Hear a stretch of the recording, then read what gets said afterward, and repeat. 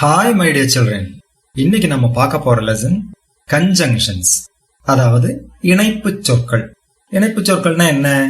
ரெண்டு வாக்கியங்களை எடுத்து ஒரு வார்த்தையை நடுவுல கொடுத்து இந்த ரெண்டையும் கனெக்ட் பண்ணி ஒரே வாக்கியமாக்குறது. எப்படின்னா, ஒரு சின்ன உதாரணம் சொல்றேன்.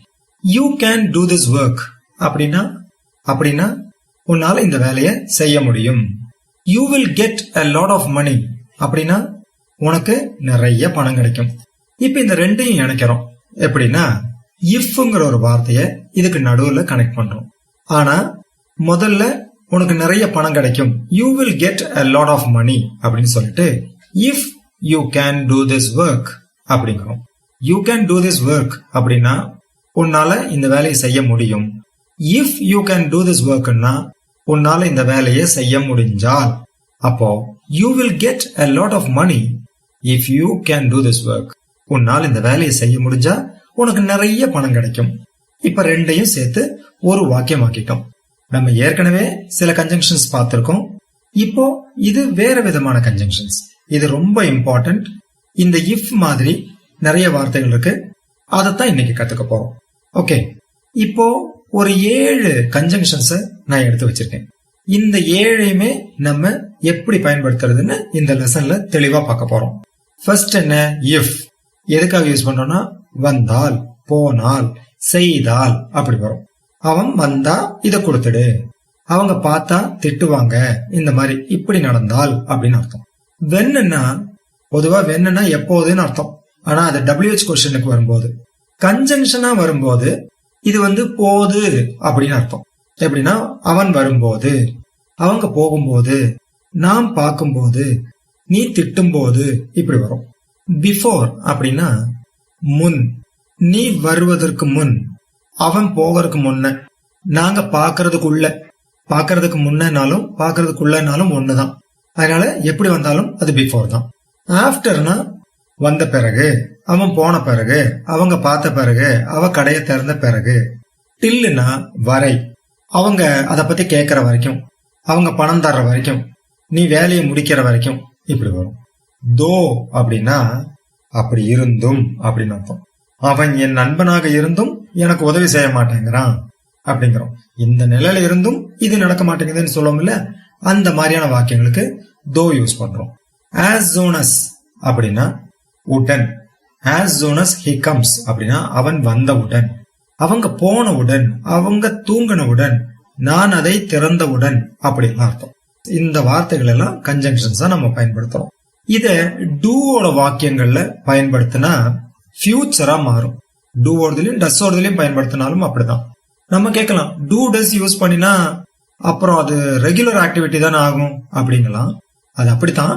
ஆனா இஃப், வென், பிஃபோர், ஆஃப்டர், டில், தோ, as soon as இந்த மாதிரி கன்ஜங்ஷன்ஸுக்கு அப்புறம் அதை யூஸ் பண்ணினா அது ஃபியூச்சர் மாதிரி மாறிடும். ரெகுலர் ஆக்டிவிட்டியவே ஃபியூச்சர் ஆக்கிற திறமை இந்த கன்ஜங்ஷன்ஸ்க்கு இருக்கு. சாதாரணமா யூ கோனா நீ போற, அதாவது நீ எப்பவுமே போற, ரெகுலரா நீ போறவன் தான் அப்படின்னு அர்த்தம். இஃப் யூ கோனா நீ போனால், இஃப் யூ கோ டுமாரோ அப்படின்னா நீ நாளைக்கு போனா. அப்ப நம்ம யோசிப்போம், யூ கோ டுமாரோ இப்படி சொல்லலாமா அப்படின்னு கேட்டா, சாதாரணமா யூ கோ டுமாரோன்னு சொல்ல முடியாது. பட் கன்ஜங்ஷன் கனெக்ட் பண்ணிட்டீங்கன்னா சொல்லலாம். ஏன்னா இந்த கன்ஜங்ஷன் கனெக்ட் பண்ணா இது ரெகுலர் ஆக்டிவிட்டி மட்டும் இல்ல, ஃபியூச்சரையும் சொல்லக்கூடிய தகுதி வந்துடும். ஓகே, அப்போ இஃப் யூ கோ நீ போனால், இஃப் யூ டோன்ட் கோனா நீ போகலன்னா, நீ போகலன்னா உனக்கு பணம் கிடைக்காது. If you don't go you will not get the money. When சொல்லும்போது வென் யூ கோ அப்படின்னா நீ போகும்போது அவர் வீட்டுல இருப்பாரு. He will be at home when you go. அதுவே பிஃபோர் எடுத்துக்கிட்டா, பிஃபோர் யூ கோனா நீ போகும் முன் அல்லது நீ போவதற்குள், நீ போறதுக்குள்ள அப்படி சொல்லுவோம் இல்லையா, அது. ஆஃப்டர் யூ கோனா நீ போன பிறகு, நீ போனதுக்கு அப்புறம், அப்புறம்னாலும் பிறகுனாலும் ஒண்ணுதான். டில் யூ கோனா நீ போகும் வரை. தோ யூ கோனா நீ போயும் கூட வேலை நடக்க மாட்டேங்குது பாரு அப்படிம்போம் இல்லையா, அந்த மாதிரி. as soon as you go னா நீ போனவுடன், as soon as you go I will call him. நீ போனதும் நான் அவருக்கு கூப்பிட்டுருவேன் அல்லது அவருக்கு போன் பண்ணிடுவேன் அப்படிலாம் அர்த்தம். இதுவே டஸ்ல யூஸ் பண்ணாலும் இதே அர்த்தம் தான், ஃபியூச்சருக்கு வரும். ஆனா டஸ் சிங்குலர் சப்ஜெக்ட்ஸ் யூஸ் பண்ணுவதனால நான் இங்க ஷீயை மட்டும் கொடுத்திருக்கேன். எந்த சிங்குலரா இருந்தாலும் இங்க எடுத்துக்கும், ஐ யூவை தவிர, அது உங்களுக்கு தெரியும். என்னோட ப்ரீவியஸ் லெசன்ஸ் எல்லாம் அதை கிளியரா சொல்லி கொடுத்துருக்கு உங்களுக்கு. அதுபடி நடந்துக்குங்க. இஃப் ஷீ கம்ஸ், அவள் வந்தால். இஃப் ஷீ டசன்ட் கம், பாருங்க அந்த எஸ் போயிடுச்சு, கம்ல எஸ் இல்ல. ஃபர்ஸ்ட் சென்டென்ஸ்ல கம் கூட கம்ஸ் அப்படிங்கிறோம். ஏன்னா அதுல டஸ் இல்ல, அந்த டஸ் இங்க வெளியே வந்துருச்சு, அதனால கம் அப்படியே வந்திருக்கு. இஃப் ஷீ டசன்ட் கம் அப்படின்னா அவள் வரலன்னா. when she comes, அவள் வரும்போது. before she comes, அவள் வரும் முன், அவ வர்றதுக்குள்ள. after she comes, அவள் வந்த பிறகு, அவ வந்ததுக்கு அப்புறம். till she comes, அவள் வரும் வரை. though she comes, அவள் வந்தும் கூட, வந்தும். as soon as she comes, அவ வந்ததும் அல்லது அவள் வந்தவுடன், இப்படி வரும். do does ரெகுலர் ஆக்டிவிட்டிஸுக்கு பயன்படுத்தக்கூடியது if when மாதிரியான கன்ஜங்ஷன்ஸ் கூட சேர்த்துட்டீங்கன்னா அது ஃபியூச்சர் ஆகும். அப்ப ஃபியூச்சர்ல இருக்கிற ஆக்சிலரி வெர்ப்ஸ் யூஸ் பண்ணலாமான்னு கேட்டா will shall தவிர மத்ததெல்லாம் யூஸ் பண்ணலாம். will shall யூஸ் பண்ணலாம், அதுக்கு வேற ரூல்ஸ் இருக்கு. அது நம்ம நார்மலா 90% ஆஃப் தி டைம்ஸ் யூஸ் பண்ண மாட்டோம். அதனால நம்ம அதை கத்துக்க வேண்டாம். இப்போ ஃபியூச்சர்ல நான் எல்லாம் சொல்லி தரேன், இருந்தாலும் இப்போ அது நம்ம கத்துக்க வேண்டாம். இப்போ அதர் ஆக்சிலரி வெர்ப்ஸ் எல்லாம் என்ன இருக்குன்னு பார்க்கலாம். கேன் யூஸ் பண்ணலாம். இஃப் யூ கேன் கோ, உன்னால போக முடிஞ்சா. யூ கேன் கோனா உன்னால போக முடியும். இஃப் யூ கேன் கோனா உன்னால போக முடிஞ்சால், அப்படி வரும். ஷுட்டுக்கு பதில் ஹேவ் டு அல்லது ஹேஸ் டு சொல்லுவோம். சிங்குலர்னா ஹேஸ் டு சொல்லுவோம், ப்ளூரல்னா ஹேவ் டு சொல்லுவோம். If you have to go அப்படின்னா நீ போகணும்னா. யூ ஹேவ் டு கோனா நீ போகணும். இஃப் யூ ஹேவ் டு கோனா நீ போகணும்னா. இஃப் யூ நீடன்ட் கோ, நீ போக தேவையில்லைன்னா. when you can go, உன்னால போக முடியும் போது. when you can't go, உன்னால போக முடியாத போது. till you can go, உன்னால போக முடியும் வரை. though you can go, உன்னால போக முடிஞ்சும் கூட, இப்படி இருக்கும். இப்போ இந்த மாதிரி இதனை பத்தின எக்ஸ்பிளனேஷன்ஸ் மட்டும் கிடைச்சிட்டு இருந்தா நமக்கு தெளிவான ஒரு வியூ கிடைக்காது. அதனால எக்ஸாம்பிள் பார்த்தே தீரணும். எக்ஸாம்பிள்ஸ் நான் இங்கிலீஷ் சென்டென்ஸ் சொல்லி அதை தமிழ்ல டிரான்ஸ்லேட் பண்ணி காட்டுறேன். அப்போ உங்களுக்கு நல்லா புரியும். Okay. he will understand if you speak English. he will understandனா அவருக்கு புரிஞ்சிடும். you speak in Englishனா நீ இங்கிலீஷ்ல பேசுற. if you speak in Englishனா நீ இங்கிலீஷ்ல பேசினால், அப்படி வரும். அப்போ he will understand if you speak in English. நீ இங்கிலீஷ்ல பேசினா அவனுக்கு புரிஞ்சிடும் அப்படின்னு அர்த்தம். Next, you can speak to him when he comes. அவர் வரும்போது நீங்க அவர்கிட்ட பேசலாம். அப்ப நம்ம யோசிப்போம், you can speak to himனா உங்களால அவர் கூட பேச முடியும்னு தானே வரணும். அப்படின்னா நான் அன்னைக்கே சொல்லியிருக்கேன், கேன பெர்மிஷன் கொடுக்கறதுக்கும் பயன்படுத்தலாம். you can go அப்படின்னா நீ போய்க்க அப்படின்னு அர்த்தம். பெர்மிஷன் கொடுக்கற மாதிரி, உன்னால போக முடியும்னு அர்த்தம் இல்லை. அந்த மாதிரி இங்க நம்ம அனுமதி கொடுக்கறோம். எப்படி? when he comes you can speak to him. அந்த மாதிரி அவர் வரும்போது நீங்க அவர்கிட்ட பேசலாம், அப்படியே ஒரு அனுமதி கொடுக்கறோம். ஓகே. ஆனா நம்ம முற்றுப்புள்ளி வைக்கக்கூடிய வாக்கியங்களை தான் முதல்ல யூஸ் பண்ணணும் முறைப்படி. அப்போ when he comesனா அவர் வரும்போது, அதுல நம்ம முற்றுப்புள்ளி வைக்க முடியாது. ஏன்னா அவர் வரும்போதுங்கிறது ஒரு முழுமையான வாக்கியம் மாதிரி தெரியல. ஆனா நீ அவர்கிட்ட பேசலாம் அப்படிங்கறது முற்றுப்புள்ளி வைக்க முடியும். அப்போ அதை முதல்ல யூஸ் பண்ணிக்கணும். அப்போ சபார்டினேட்டிங் கன்ஜங்ஷன்ஸ் யூஸ் பண்ணி வர்ற சபார்டினேட் கிளாஸ், அதாவது துணை வாக்கியம் ரெண்டாவதா பயன்படுத்துங்க. முழு வாக்கியத்தை, அதாவது முற்றுப்புள்ளி வைக்கக்கூடிய வாக்கியத்தை முதலையும் அதை துணையா சேர்க்கிற வாக்கியத்தை ரெண்டாவதும் பண்ணிக்கங்க. ஆனா இதுல எல்லாம் சேர்த்தன பிறகு ஒரு முற்றுப்புள்ளி தான் கடைசியில வரும். அது ஞாபகம் வச்சுக்கணும். இடையில ஃபுல் ஸ்டாப் கொடுத்துடக்கூடாது. Okay. You can speak to him when he comes அப்படின்னா அவர் வரும்போது நீங்க அவர்கிட்ட பேசலாம் அப்படின்னு அர்த்தம். Ravi may pay the money before you ask. நீ கேட்கறதுக்கு முன்ன ரவி ஒருவேளை பணம் தந்துடலாம். Raja will come here only after I call him. After I call ஹிம்னா நான் அவரை கூப்பிட்ட பிறகு. ஒன்லி ஆஃப்டர் ஐ கால் ஹிம்னா நான் கூப்பிட்ட பிறகுதான். அப்போ Raja will come here only after I call him. நான் கூப்பிட்ட பிறகுதான் ராஜா எங்க வருவாரு. won't Hari go from here till you say. நீ சொல்ற வரைக்கும் ஹரி இங்கிருந்து போக மாட்டானா? இப்ப பாருங்க, till you sayனா நீ சொல்ற வரைக்கும், அதுல முற்றுப்புள்ளி வைக்க முடியுமா? முடியாது. ஒருவேளை அதை முன்னாடி நீங்க யூஸ் பண்ணீங்கன்னா கமா கொடுக்கணும். till you say won't Hari go from here, இப்படி எல்லாம் சொன்னா இது குழப்பிடும். இந்த வாக்கியம் கொஞ்சம் கன்ஃபியூஸ் பண்ற மாதிரி இருக்கும்.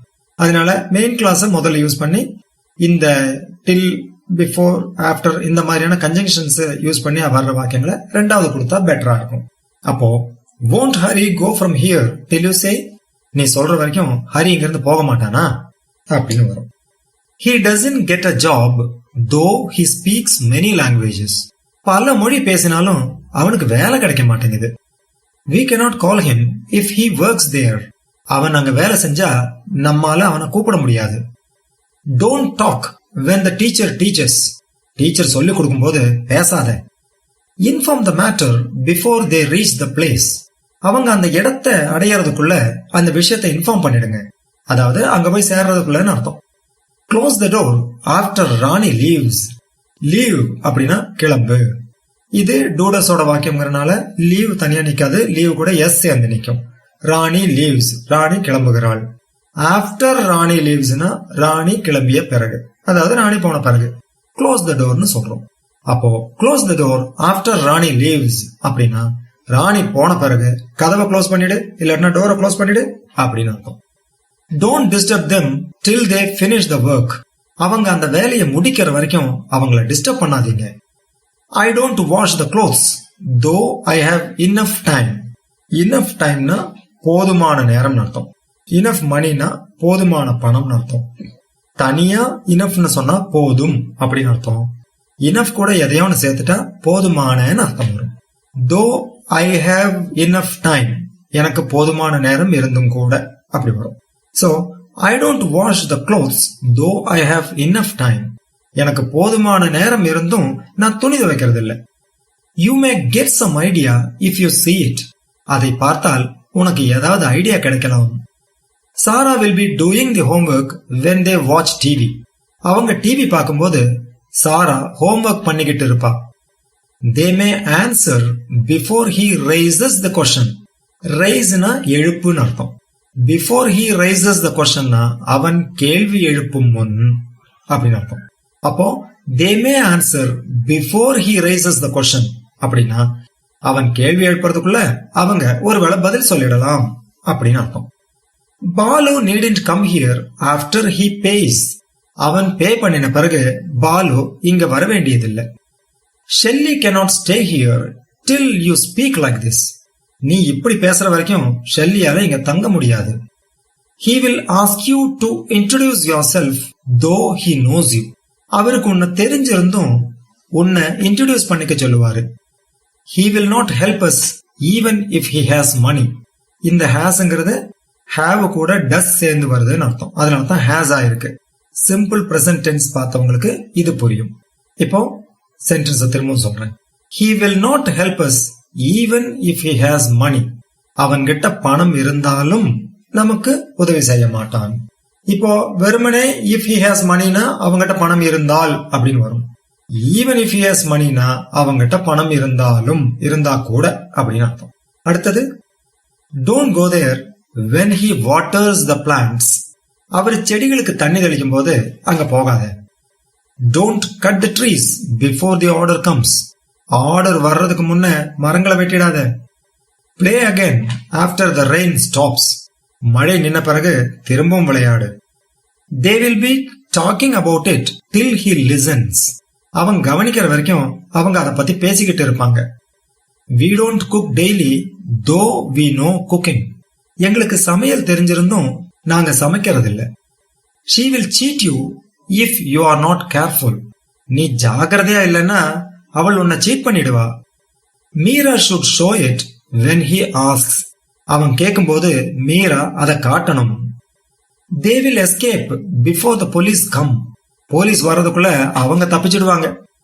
John can send it only after the power comes. பவர்னா கரண்ட்னு வச்சுக்கோங்க. பவர் வந்த பிறகுதான் ஜானால அதை அனுப்ப முடியும். Surya can win everything till he supports her. அவர் சப்போர்ட் பண்ற வரைக்கும் சூர்யாவால எல்லாத்தையும் ஜெயிக்க முடியும். காலா will defeat them though they have power. அவங்க கிட்ட பவர் இருந்தும் காலா அவங்கள தோக்கடிச்சிடுவாரு. You can build a house only if you save some money. நீ கொஞ்சம் பணம் சேமிச்சாதான் உன்னால வீடு கட்ட முடியும். We should move from there when they attack. அவங்க அட்டாக் பண்ணும்போது நாம அங்கிருந்து நகர்ந்துடணும். Shalini needn't get ready before they call.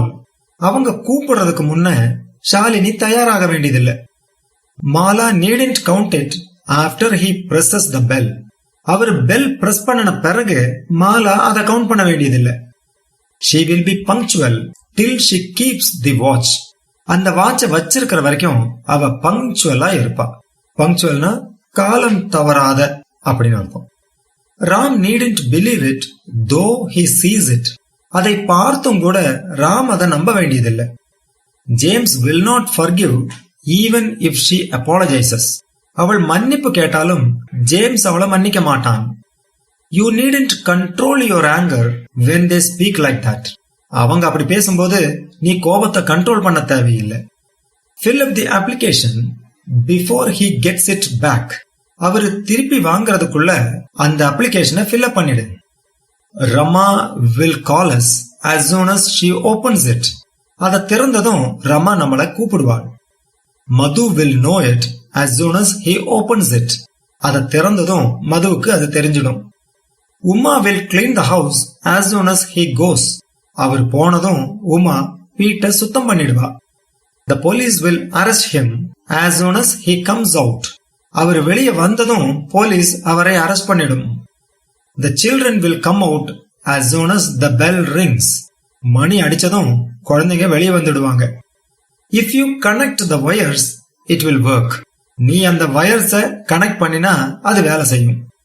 He will like it when you buy it for him. நீ அவனுக்கு வாங்கி கொடுக்கும்போது அவனுக்கு அது பிடிச்சிடும். Don't use it before she gives permission. அவ பர்மிஷன் தர்றதுக்கு முன்ன அதை யூஸ் பண்ணிடாத. You needn't come even after the problem is over. அந்த பிரச்சனை முடிஞ்ச பிறகும் கூட நீ வர வேண்டியதில்லை. Don't go if you needn't write the exam. நீ அந்த எக்ஸாம் எழுத தேவையில்லைன்னா போகாத. She should wait till the bus comes. Bus வர்ற வரைக்கும் அவள் வெயிட் பண்ணணும். He will not wear it though he likes it. பிடிச்சிருந்தும் கூட அவன் அதை அணிஞ்சுக்க மாட்டான், அவன் அதை போட்டுக்க மாட்டான்னு அர்த்தம். கண்ணாடியோ டிரெஸ்ஸோ செருப்போ வளையலோ எது வந்தாலும் அதை அணிஞ்சுக்க மாட்டாங்க அப்படின்னு அர்த்தம். Should everyone move forward as soon as he fires? அவர் சுட்டதும் எல்லாரும் முன்னால நகரணுமா? Everyone will eat if she cooks meat. அவள் கறி சமைச்சா எல்லாரும் சாப்பிடுவாங்க. You should switch off the TV when he blows the whistle. Blowsனா ஊதுறது, விசில்னா விசில் தான். அவர் விசில் அடிக்கும் போது நீ டிவி ஆஃப் பண்ணணும். She may give you the medicine before you sleep. நீ தூங்குறதுக்கு முன்ன அவ ஒருவேளை உனக்கு மருந்தை தரலாம். We should return the tool after the work is over. வேலை முடிஞ்சதும் நாம் அந்த டூலை திருப்பி கொடுத்துடணும். You should not touch it till the power is on. பவர்னா கரண்ட். பவர் இருக்கிற வரைக்கும் நீ அதை டச் பண்ண கூடாது. I can sing the song though I don't know the language. எனக்கு அந்த மொழி தெரியாம இருந்தும் கூட என்னால அந்த பாட்டை பாட முடியும். He will start as soon as he receives the appointment order. Appointment order கிடைச்சதும் அவர் கிளம்பிடுவாரு. Raj may shout at you if you show it. நீ அதை காட்டினால் ராஜ் உங்ககிட்ட கத்தலாம், ஒருவேளை கோவப்பட்டு திட்டலாம்னு அர்த்தம். இப்போ கன்ஜங்ஷன்ஸ் எப்படி யூஸ் பண்ணி வாக்கியங்களை அமைக்கிறதுன்னு நீங்க புரிஞ்சிருப்பீங்கன்னு நினைக்கிறேன். இது அவ்வளவு ஈஸியான லெசன் கிடையாது, அதனால இதை திரும்ப திரும்ப பாருங்க. தடவையா இப்பதான் இந்த லெசனுக்குள்ள வர்றீங்கன்னா முதல்ல நான் இந்த லெசன் தான் பாக்குறேன் அப்படின்னா உங்களுக்கு நிறைய தடுமாற்றம் வரும். இது புரியாத மாதிரி இருக்கும், ஏதோ கொஞ்சம் சென்டென்சஸ் டிரான்ஸ்லேட் பண்ணி கொடுத்துருக்காங்கிற மாதிரி படும். ஆனா நீங்க ரைட் ஃப்ரம் தி லெசன் 1 பார்த்துட்டு வந்தீங்கன்னா ஒவ்வொரு ஸ்டெப்பும் எப்படி டெவலப் ஆயிருக்கு, இந்த சென்டென்ஸ் இங்க அமைக்கிறதுக்கு முன்னால நமக்கு என்னென்னலாம் சொல்லி கொடுக்கப்பட்டிருக்குதுங்கிறதெல்லாம் புரியும் போது உங்களுக்கு இந்த லெசன் ரொம்ப ஈஸியா இருக்கும். ஓகே, இந்த லெசனை திரும்ப திரும்ப பாருங்க, தரோ ஆயிடுங்க. Okay, all the best.